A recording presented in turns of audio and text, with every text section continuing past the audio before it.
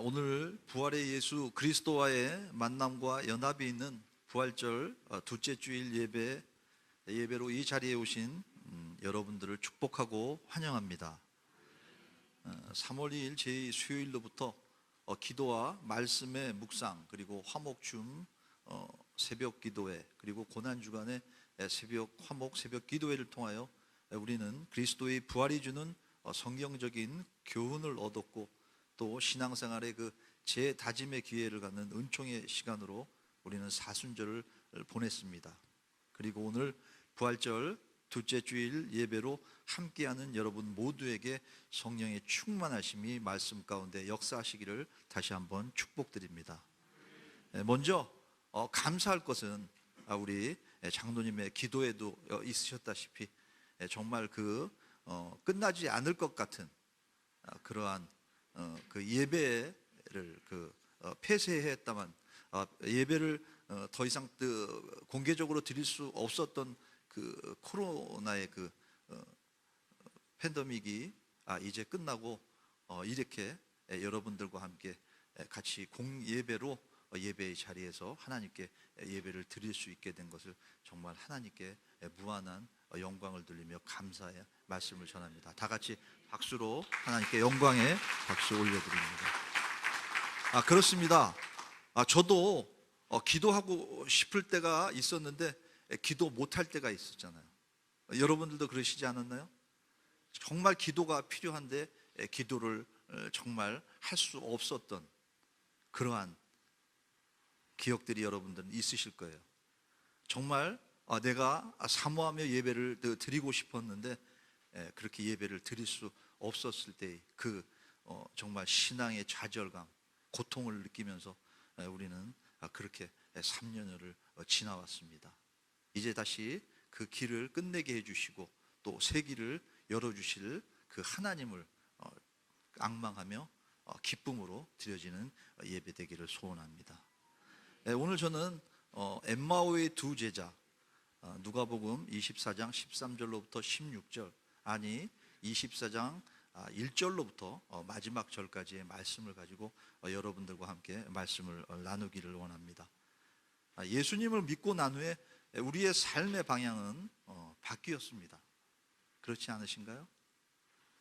내 생각대로 살던 삶에서 예수님을 생각하고 예수님을 따르는 삶으로 바뀌었고, 우리는 성경의 말씀대로 내가 하고 싶었던 모든 넓은 길에서 우리는 좁은 길, 가면 되지 않는 길은 가지 않는 협착한 길로, 우리 신앙의 길로 우리는 방향을 바꿨습니다.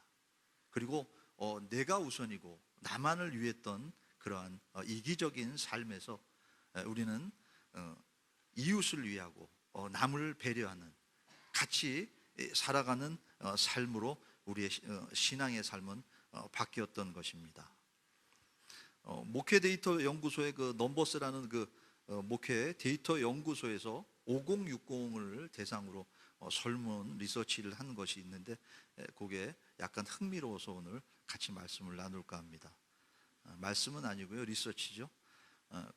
이 리서치에 참여하신 95%의 분들이 신앙은 자신의 삶의 역경을 이길 수 있는 힘을 제공했다고 그렇게 답합니다. 그리고 91%가 신앙은 나의 삶에 의미를 준다고 답했고요, 90%가 신앙은 자신의 가치관의 기초를 형성해 준다고 응답했으며, 89%가 신앙은 내세에 대한 소망을 갖게 한다고 답했습니다. 그리고 82%가요, 신앙은 가족을 연결시켜주는 역할을 한다고 답했으며, 67%가 신앙은 물질과 건강, 그리고 사업과 직장 등 우리의 현실의 축복까지도 준다고 답했습니다. 물론 신앙이 별로 삶에 도움이 안 된다는 12%의 답도 있었습니다만, 믿음의 기성세대가 교회의 중직자로서 교회의 미래에 대한 영적 부담을 크게 느끼고 있으며, 그러기에 이 세대가 삶의 의미를 발견하고 성장하여 흩어진 가족들이 교회를 통해서 신앙 안에서 서로 연결될 수 있도록 그렇게 교회 또한 도와야 한다고 메시지를 마무리하고 있습니다. 이 같은 신앙의 평가에도 불구하고 우리는 예수님 안에서 바뀌어진 그 새로운 삶이 제시하는 그 방향에서 때로는 이탈할 때가 있습니다. 고난은 무시한 채로 그 영광만을 추구하기도 합니다. 또 열심히 어떤 그 신앙에 대한 그 나의 마음은 어느덧 차갑게 식어져 있는 때를 그렇게 겪기도 합니다. 이렇듯 쉽지 않은 믿음의 여정 가운데에서 부활을 경험하고 부활의 삶을 온전하게 살아가기 위해서 우리는 일주일 동안 잘 죽는 법을 연습하셨습니다. 오늘 저와 여러분들은 부활의 두 번째의 말씀의 여정을 오늘 떠나도록 하겠습니다. 안식 후 첫날 두 사람이 예루살렘에서 약 11km 정도 떨어진 엠마오라고 하는 마을로 내려가고 있었습니다. 엠마오로 가던 두 사람은 예수님을 열심히 따르던 사람들이었습니다. 이 두 사람은 예수님께서 십자가에 돌아가신 후에도 사도들과 끝까지 함께 있던 제자들이었습니다. 그런데 이 두 사람은 지금 예루살렘을 떠나 서쪽인 엠마오로 가고 있습니다. 주님은 예루살렘에서 나를 기다리라고 말씀하셨는데, 성령을 기다리라고 말씀을 하셨는데 이들은 지금 방황을 하고 있는 것일까요? 그들은 슬픔에 잠겨서 그렇게 엠마오라고 하는 마을로 내려가고 있습니다. 두 사람은 그날에 일어났던 일들에 대해서 이야기를 나누며 길을 걷고 있었습니다. 그때 예수님께서 그들에게 다가오셔서 함께 걸어가십니다. 그런데 그 제자들은 그분이 예수님인지 알지 못했습니다. 예수님께서 그들에게 물으셨습니다. 대체 무슨 이야기들을 나누고 있어? 슬픈 기색을 하고 멈춰선 두 사람 중에 글로바라고 이름하는 사람이 예루살렘에서 다녀오면서 최근에 무슨 일이 일어났는지 모르냐고 그렇게 예수님께 핀잔을 했고, 예수님은 그러심에도 시치미를 뚝 따시고 무슨 일이 있었냐고 되물으셨습니다. 엠마오로 가던 두 제자는 지금 기분이 영 아니지요. 그들은 실망하고 슬픔에 잠겨 있습니다. 사도들과 함께 열심히 따랐던 예수님이 십자가에 못 박혀 달려 죽으시고 나서 변한 것이 하나도 없는 현실과 예수님께 걸었던 그 구원에 대한 그 자신들의 희망이 사라져 버리자 그들은 낙담하고 절망한 것입니다. 두 사람은 예수님께 대한 자신들의 기대가 무너지자 절망과 시리로 낙담하여 엠마오로 내려가고 있었던 것이죠. 이 두 사람이 오늘 절망과 시리에 빠진 가장 큰 이유 하나는 바로 우리의 예수님께서 부활하신 사실을 믿지 못했기 때문입니다. 글로버가 예수님의 질문에 이야기를 이어갑니다. 나사렛 예수에 관한 일인데 그분은 하나님과 백성 앞에서 행동과 말씀에 능력이 있는 선지자셨다. 그런 그분을 대제사장들과 그리고 관리들이 사형 판결에 넘겨줘 십자가에 못 박았다는 것과 이스라엘의 속량, 그러니까 죄에서 구원할 것이라고 바라고 기대했던 그분께서 십자가에 돌아가신 지 오늘이 3일째라는 그렇게 말해줍니다.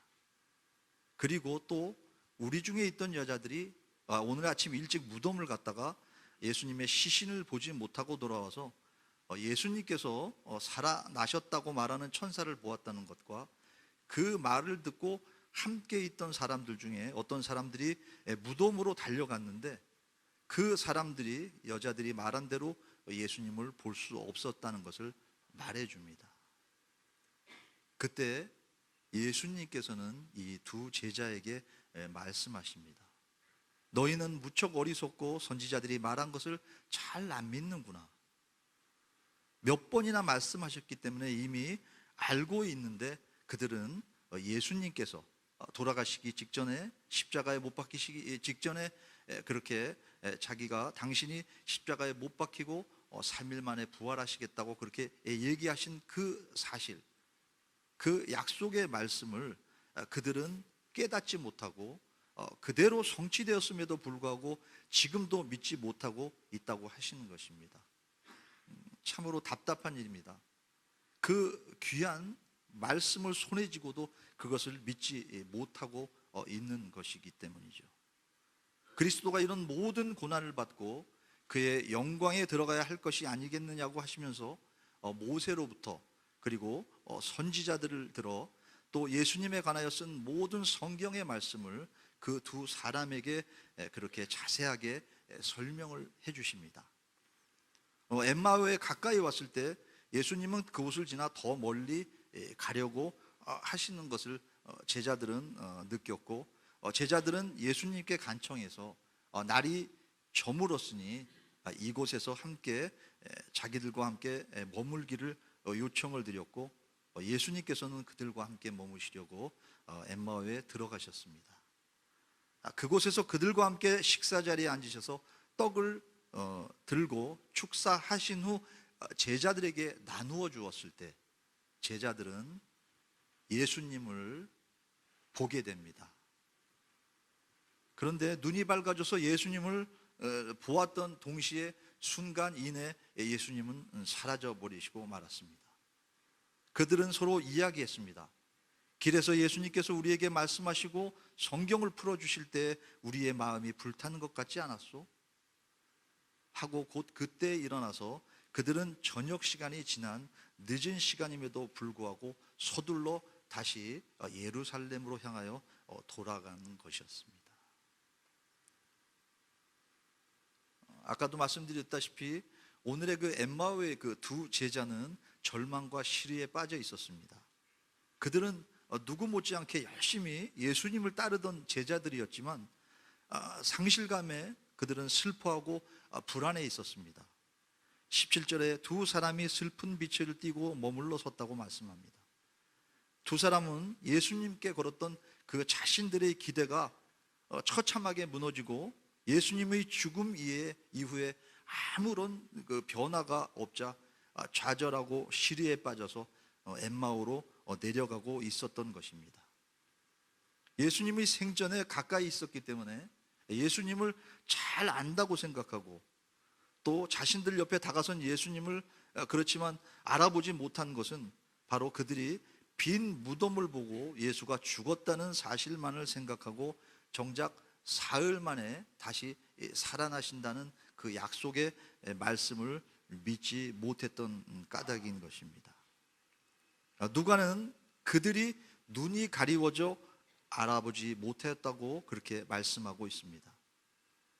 부활의 예수님은요, 그것은 그 만날 수 있는 것은 과거의 의식, 그러니까 부활 전에 있었던 생각과 부활 전에 있던 그 시각 의식으로는 알아볼 수 없었던 것입니다.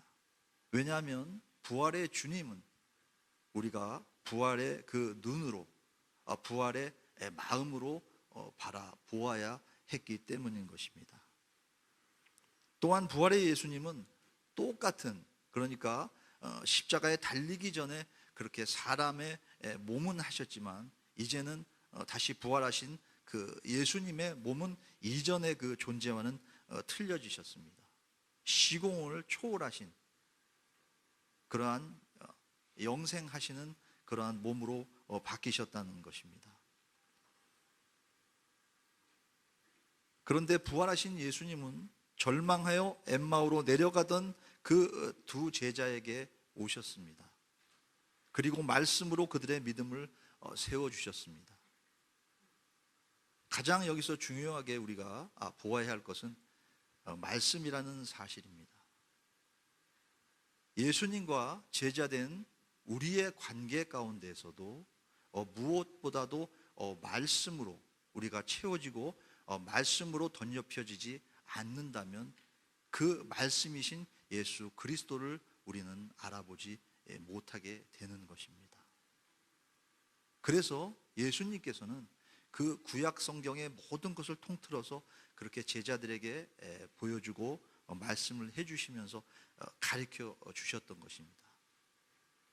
이제 그 부활의 사실을 듣고도 믿지 못했던 두 제자는 주님께서 주시는 그 말씀을 듣고 또 떡을 떼주시고 그렇게 축복의 기도를 해주실 때 마침내 영적인 눈이 띄워져서 그들은 그 예수님을 바라보게 되었고 또 그들은 그렇게 뜨거운 그 말씀이 주는 그 뜨거운 마음을 가지고 엠마오로, 그래서 엠마오에서 예루살렘으로 되돌아갔던 것입니다.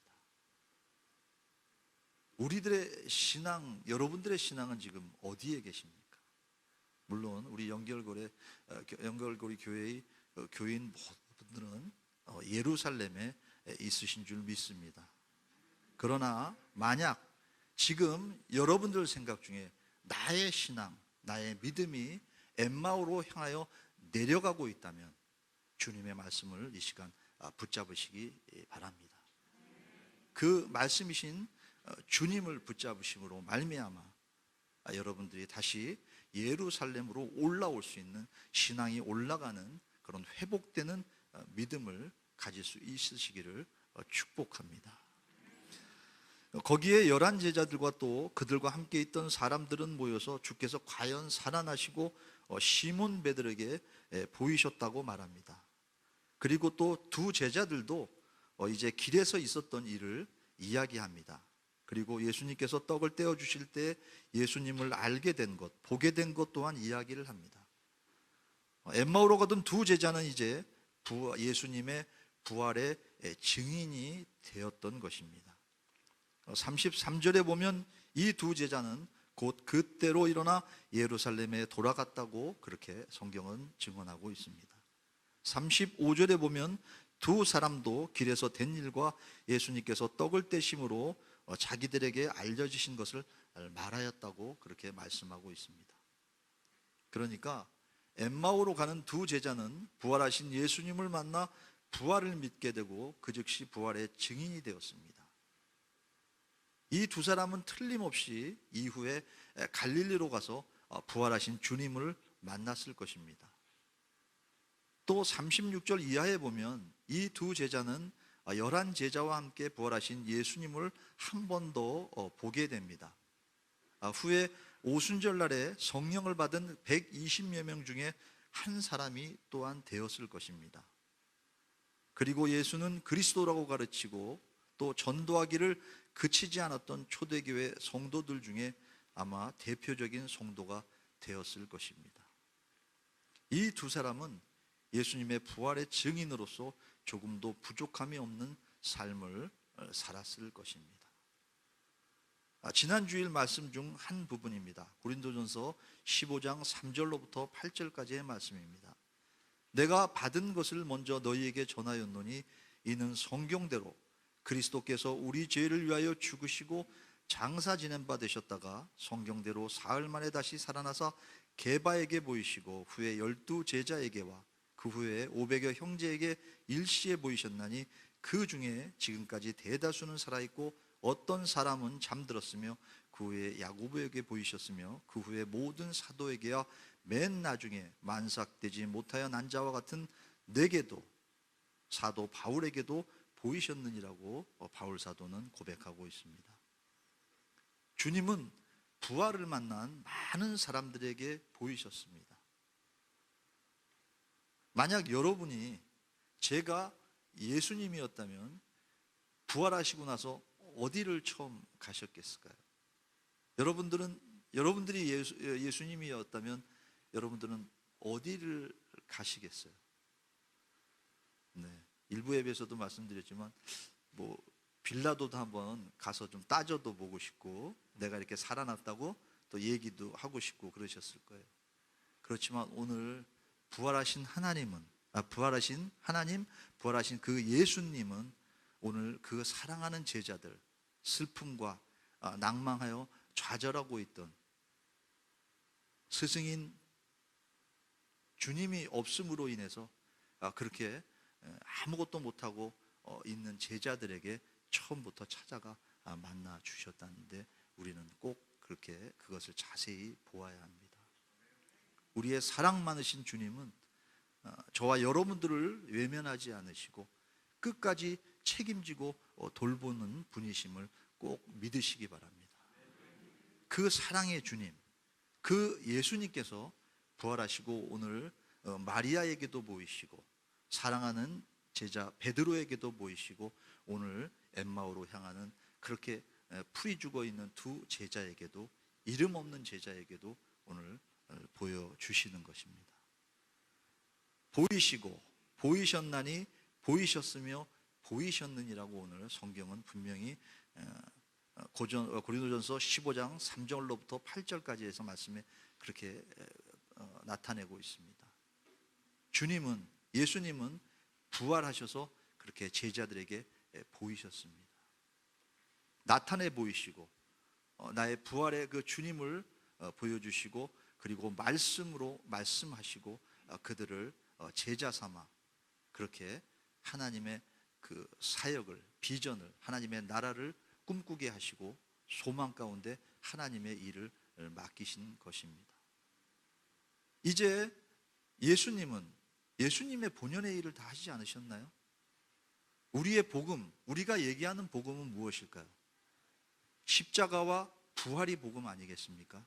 예수님께서는 그것을 다 이루어내시고 하나님의 그 보좌 우편에 계십니다.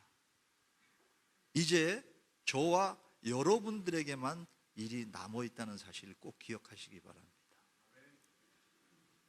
그제와 어제와 오늘과 내일과 동일하게 믿는 저와 여러분들에게 하나님께서는 늘 그렇게 주님이 제자들을 찾으셨던 것과 같이 지키시고 보호하신다고 성경은 말씀하고 있습니다. 제가 사도행전 1장 4절로부터 5절을 말씀드리겠습니다. 읽어드리겠습니다. 사도와 함께 모이사 그들에게 분부하여 이르시되 예루살렘을 떠나지 말고 내게서 들은 바 아버지께서 약속하신 것을 기다리라. 요한은 물로 세례를 베풀었으나 너희는 몇 날이 못되어 성령으로 세례를 받으리라 하셨느니라. 오늘 엠마오에서 돌이켜 예루살렘에 돌아온 제자에게 하나님께서는 성령을 기다리라고 그렇게 강권하고 계신 것입니다.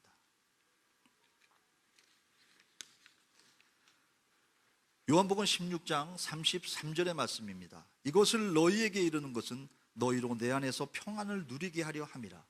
세상에서는 너희가 환난을 당하나 담대하라. 내가 세상을 이기었노라. 아멘입니다. 예수님이 다시 사셨습니다. 이것보다 더 큰 위로는 없습니다. 부활의 신앙은 이것입니다. 부활의 주님을 만난 제자들과 초대교회 성도의 삶이 그랬습니다. 예수는 메시아라고 외칠 때 박해와 궁핍한 삶에도 기뻐하고 죽음도 두렵지 않는 사람들이, 그들은 부활의 예수님을 만나고 부활의 신앙을 체험하고 가슴에 품은 이후에 그렇게 그들 자신도 예수님과 같이 삶이 변했던 것입니다.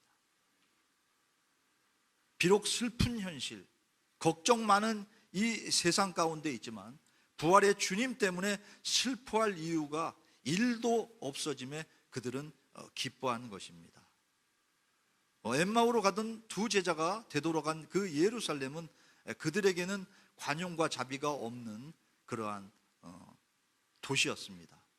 예수님을 죽인 대제사장과 서기관들 그리고 바리새인들이 아직 그대로 권세를 잡고 있었고, 예수님을 죽인 로마의 군병들이나 예수님을 십자가에 매달라고 고함치던 그 군중들이 지금도 그대로 그곳에 있습니다.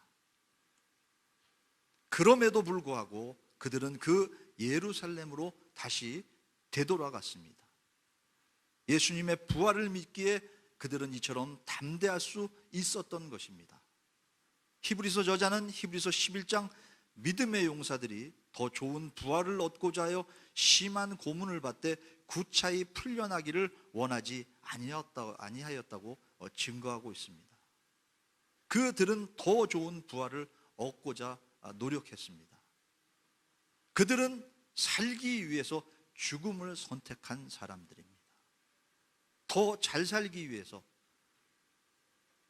제대로 살기 위해서 죽음을 선택한 믿음의 사람들이었던 것입니다.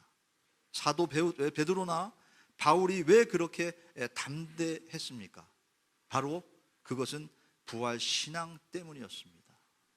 오늘 저와 여러분도 그 주님이 주셨던, 부활의 주님께서 말씀하셨던 그 부활의 신앙으로 인해서, 그 부활의 신앙으로 담대해지시기를 축복합니다. 진심으로 축복드립니다. 우리 모두가 예수님의 부활의 사실을 믿음으로 믿음의 선조들처럼 담대한 신앙인이 되시기를 진심으로 축원합니다. 네, 다시 한번 말씀드리지만 예수님께서는 다 이루셨습니다. 이제 저와 여러분의 차례입니다. 믿으십니까? 바로 여기에 있는 저와 앉아 계신 여러분들의 차례입니다. 예수님은 다 하셨습니다. 그 다 이루신 예수님께서 엠마오의 두 제자들에게 말씀해 주셨던 것 같이 저희에게도 오늘 말씀을 하고 계십니다. 이르시되 7절부터 8절입니다. 이르시되 때와 시기는 아버지께서 자기의 권한에 두셨으니 너희가 알 바 아니요 오직 성령이 너희에게 임하시면 너희가 권능을 받고 예루살렘과 온 유대와 사마리아와 땅끝까지 이르러 내 증인이 되리라고 예수님은 말씀하셨습니다.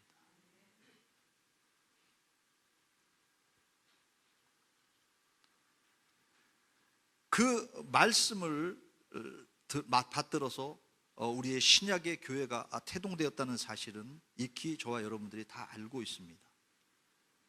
그 신약의 교회가 2000년이 흘러 이 유혈리의 연결고리 교회로 이렇게 세워져 있다는 것을 믿으십니까? 아멘이십니까? 그렇다면 저와 여러분들은 잃어버린 한 마리의 양을 찾기에 우리의 온 열심을 다해야 될 줄 믿습니다. 하나님께서 가장 귀하게 여기시는 것, 하나님께서 가장 고귀하게 여기시는 것, 하나님께서 가장 영광되다고 하시는 그 복음의 씨앗을 뿌리고 하나님께서 그 씨앗이 열매 맺기를 기도하며 그렇게 믿음으로 나아가는 저와 여러분 다 되시기를 다시 한번 축복드립니다. 오늘 교회는 임직식이 있는 날입니다. 세상의 직분은 임시직입니다. 그러나 교회의 직분은 천국에까지 이어지는 영원한 귀한 직분입니다. 거룩하게 구별되어 하나님께 드려지는 그 5분의 장로와 1분의 권사 취임이 있는 날이지요. 여러분들의 부모님들이 여러분에게 유산을 나누어 주셨던 것처럼 신앙에도 유산이 있습니다.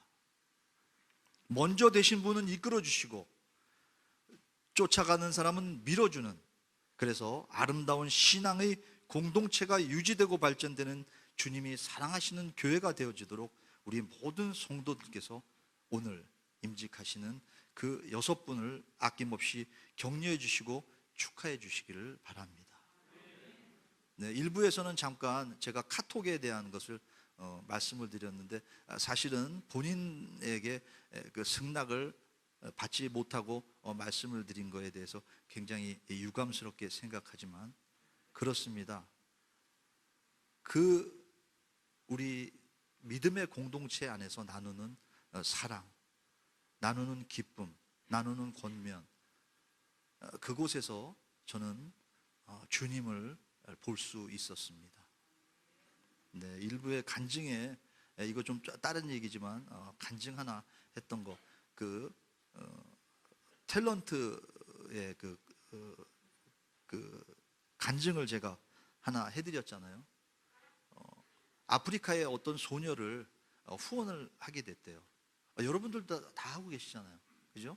한 달에 뭐 10,000원, 뭐 20,000원, 30,000원 이렇게 하는 그 후원의 계좌를 통해서 후원을 하던 그 소녀를 그 탤런트가 영화 배우가 만나기로 했답니다. 그래서 만난 자리에서 서로가 이렇게 인사를 하고 끌어안았을 때 그 배우는 그 여리디 여린 그 나이 어린 소녀에게서 예수님의 그 품어주심을 느꼈다고 합니다. 이것이 사랑이고 이것이 예수님입니다.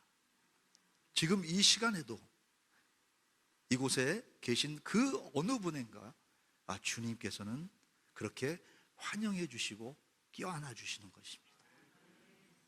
내가 세상에 내가 모든 것을 모르고 살았을 때는 나의 모든 죄를 오늘 예수님께서는 이 자리에 고백할 때 여러분의 죄를 그렇게 십자가에 못 박음으로써 도말해 주신 그 예수님께서는 이제 여러분들의 죄를 깨끗이 씻어 주신 분입니다.